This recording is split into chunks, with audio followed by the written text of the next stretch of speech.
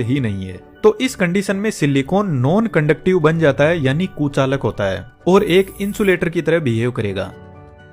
तो इसमें हमें करंट को फ्लो करवाने के लिए सिलिकॉन के अंदर हम कुछ इम्प्योरिटीज को ऐड करते हैं। जैसे सिलिकॉन के कुछ एटम को हटाकर यहाँ पर फॉस्फोरस के एटम्स को ऐड कर देंगे और फॉस्फोरस की वैलेंस शेल में 5 इलेक्ट्रॉन होते हैं। अब 4 इलेक्ट्रॉन तो सिलिकॉन के साथ में बॉन्ड बना लेंगे और 5वां रह जाएगा फ्री।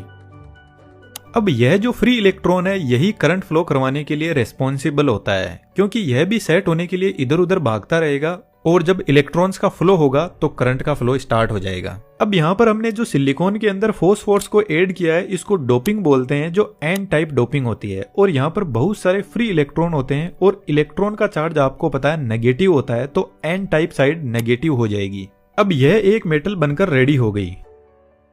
दूसरे केस में सिलिकॉन के अंदर एल्यूमिनियम को ऐड करते हैं और एल्यूमिनियम की आउटर सेल के अंदर 3 इलेक्ट्रॉन होते हैं। तो यहां पर 3 इलेक्ट्रॉन के साथ में तो सिलिकॉन बॉन्ड बना लेगा, लेकिन एक की जगह खाली रह जाएगी जिसको होल बोलते हैं। अब इस खाली जगह पर इलेक्ट्रॉन आ सकता है, लेकिन हमारे पास में फिलहाल है नहीं, तो इधर वाली साइड अपने आप ही पॉजिटिव हो जाएगी और इस साइड की डोपिंग को पी टाइप डोपिंग बोलते हैं। अब यहाँ पर जो पी टाइप और एन टाइप डोपिंग है इसको जब हम जोड़ देते हैं तो यह बनकर रेडी हो जाता है हमारा पीएन जंक्शन। तो असल में शुरुआत में डायोड के अंदर हमने 2 मेटल देखी थी, वह पीएन जंक्शन होता है। अब देखते हैं यह काम कैसे करता है।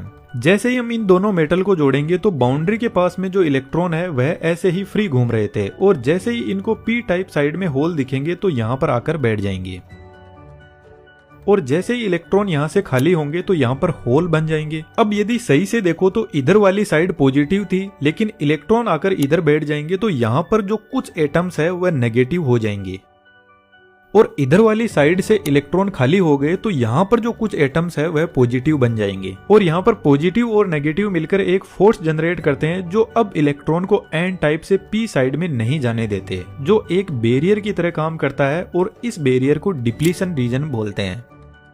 अब इस पीएन जंक्शन में हम एक बैटरी को कनेक्ट करते हैं, पी टाइप को पॉजिटिव से एन टाइप को नेगेटिव से। अब कन्वेंशनली और हमें बुक्स में ऐसा पढ़ाया जाता है कि करंट हमेशा पॉजिटिव से नेगेटिव साइड में फ्लो करता है, लेकिन असल में जो इलेक्ट्रॉन्स का फ्लो होता है वह नेगेटिव से पॉजिटिव साइड में होता है। तो नेगेटिव साइड से इलेक्ट्रॉन निकलेंगे और एन टाइप के पास में पहुंचेंगे और यहाँ पर जो पहले से इलेक्ट्रॉन बैठे हैं उन पर फोर्स लगाएंगे। तो डिप्लीशन लेयर के पास में जो होल बने हुए हैं उनको इलेक्ट्रॉन पहले फिल करेंगे, जिससे डिप्लीशन लेयर की साइज और ज्यादा छोटी हो जाएगी और इलेक्ट्रॉन आराम से इस डिप्लीशन रीजन को क्रॉस कर जाएंगे और करंट का फ्लो स्टार्ट हो जाएगा। यानी हमारा डायोड फिलहाल ऑन है, जिसको फॉरवर्ड वाइस बोलते हैं।